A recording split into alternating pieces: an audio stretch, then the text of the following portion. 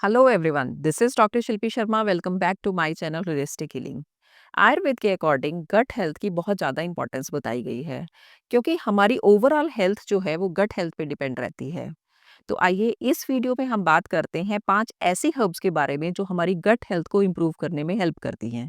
So stay tuned with me.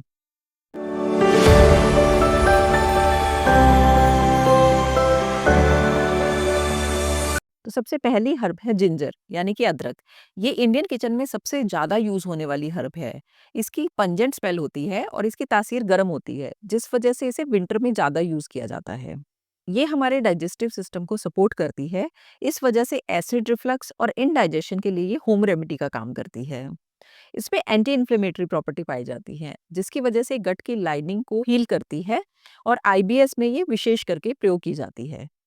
इसमें immunity boosting qualities होने की वजह से ये कफ और कोल्ड के लिए भी होम रेमेडी का काम करती है। तो आइए अब जानते हैं इसे यूज कैसे करना है।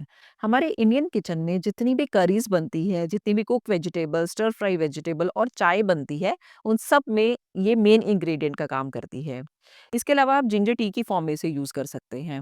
जिन लोगों को भूख कम लगती है, वो लोग खाने से आधा घंटा पहले अदरक का एक छोटा टुकड़ा लेके उसके अंदर नमक लगाकर उसको खाने से पहले यूज कर सकते हैं। ये एक तो भूख को बढ़ाएगा, दूसरा ये जो आपने खाना खाया है उसको डाइजेस्ट करने में हेल्प करेगा। जो हमारी दूसरी हर्ब है वो है क्यूमिन यानी कि जीरा। ये भी इंडियन किचन में सबसे ज़्यादा यूज़ की जाने वाली हर्ब है। बेसिकली इसकी बहुत सारी क्वालिटीज़ होती है। ये एंटी कैंसरस है, एंटी माइक्रोबियल है, एंटीऑक्सीडेंट है और एंटी डायबिटिक है। अकॉर्डिंग टू आयुर्वेद ये पित्त दोष को इंक्रीज करती है, जिस वजह से गट में ब्लड फ्लो को इंक्रीज करती है, जो कि फूड के ब्रेक डाउन में हेल्प करता है और भी एनीमिया, वेट लॉस और आईबीएस के लिए एक इफेक्टिव रेमेडी है।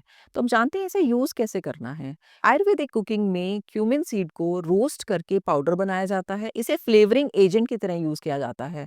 मेनली इसे कर्ड और बटर मिल्क में यूज करते हैं। ये डाइजेशन को तो इम्प्रूव करता है, साथ में गैस और ब्लोटिंग को भी कम करता है। दूसरा, आप इसकी टी बना के यूज़ कर सकते हैं, जो कि आपको वेट लॉस में हेल्प करती है और बॉडी को डिटॉक्स करने में हेल्प करती है। तीसरा, आप इसको ओवरनाइट सोक करके मॉर्निंग में इसका पानी पी सकते हैं, जो कि आपके मेटाबॉलिज्म को एनहांस करने का काम करती है। जो हमारी तीसरी हर्ब है वो है फेनल सीड यानी कि सौंफ। मेनली इसे एंटी इन्फ्लेमेटरी और कार्मिनेटिव प्रॉपर्टीज की वजह से जाना जाता है। आपने देखा होगा कि जब पेशेंट को बुखार होता है तो उस समय पे एपेटाइट लो हो जाती है और मुंह का टेस्ट भी खराब हो जाता है। तो हम अगर हम पानी में सौंफ को बॉईल करके उसी पानी को सारा दिन यूज करें, तो ऐसा करने पे पेशेंट को भूख खुल के लगने लग जाती है और उसके मुंह का टेस्ट भी ठीक हो जाता है। इवन नोजिया और वॉमिटिंग में भी ये हेल्प करती है। इसके अलावा इसे माउथ फ्रेशनर की तरह यूज़ किया जाता है। खाने के बाद इसे यूज़ करने से फूड प्रॉपर्ली डाइजेस्ट हो जाता है। इसके अलावा इसे आईबीएस में, अल्सरेटिव कोलाइटिस में और एसिडिटी में यूज़ किया जाता है। अब जानते हैं इसे यूज़ कैसे करना है। इसे बेसिकली आप सौंफ का पानी बनाकर यूज़ कर सकते हैं। इससे आपकी डाइजेशन इंप्रूव होती है, भूख खुल के लगती है। दूसरा, आप इसे माउथ फ्रेशनर की तरह यूज़ कर सकते हैं या खाना खाने के बाद इसे यूज़ किया जा सकता है। जो हमारी चौथी हर्ब है वो है लिकोराइस यानी कि मुलेठी। ये गट की इन्फ्लेमेशन को दूर करती है और म्यूकस प्रोडक्शन में हेल्प करती है। इस वजह से गट की लाइनिंग को हील करती है और गट माइक्रोबायोम को इम्प्रूव करती है। लिकोराइस का जो एक्सट्रैक्ट है वो एच पाइलोरी बैक्टीरिया, जो कि पेप्टिक अल्सर कॉज करता है, उसको किल करने का काम करता है। तीसरा, जो लिकोराइस है उसमें एक तरह का सब्सटेंस पाया जाता है जिसे ग्लाइसेराइजिन कहते हैं।